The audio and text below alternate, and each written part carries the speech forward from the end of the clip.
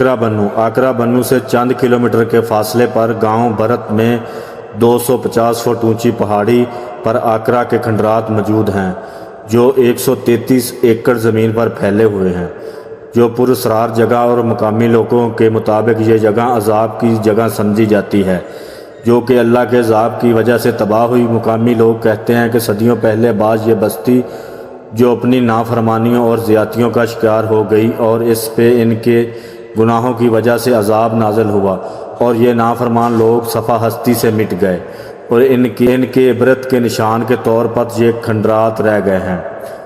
یہ بھی بتاتا چلوں کہ یہاں یہ لفظ آکرا بد دعا کے طور پر استعمال ہوتا ہے اور یہ بدترین بد دعا سمجھی جاتی ہے۔ بہرحال حقیقت جو بھی ہو، دلچسپ ضرور ہے۔ اس کھنڈر یا شہر کے بارے میں اتنی معلومات یا کوئی مسند تاریخی حوالہ تو ہمیں نہیں معلوم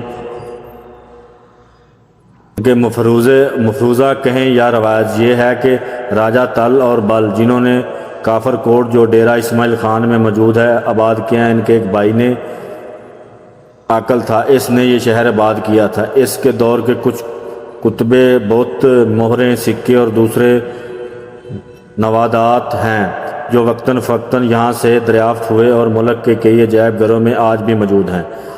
زیر نظر تصویر میں جو سونے کے سکے یا مورتی نظر آ رہی ہے، مقامی لوگوں کے مطابق یہ بھی یہاں سے ہی ملے ہیں۔ یہاں مقامی لوگ بھی کھدائی کرتے رہتے ہیں۔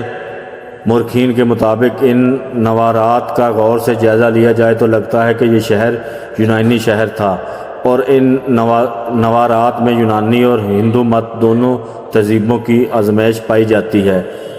ان سکوں اور نوادرات کے پیش نظر معلوم ہوتا ہے کہ یا تو سکندر اعظم خود یہاں سے گزرا یا پھر اس کے کسی گورنر نے بھی اس شہر کو فتح کیا، کیونکہ آکرا یونانی زبان کا لفظ ہے جس کے معنی اونچی جگہ کے ہیں اور جہاں آکرا واقع ہے یہ ایک بلند چوٹی ہے، باقی علاقہ بالکل ہموار ہے۔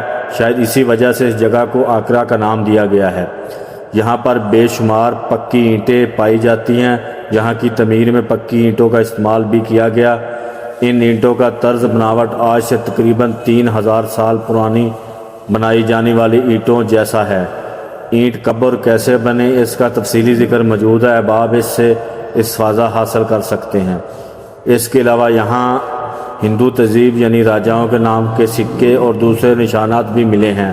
آکرا شہر ملی جلی تہذیبوں کا مجموعہ رہا۔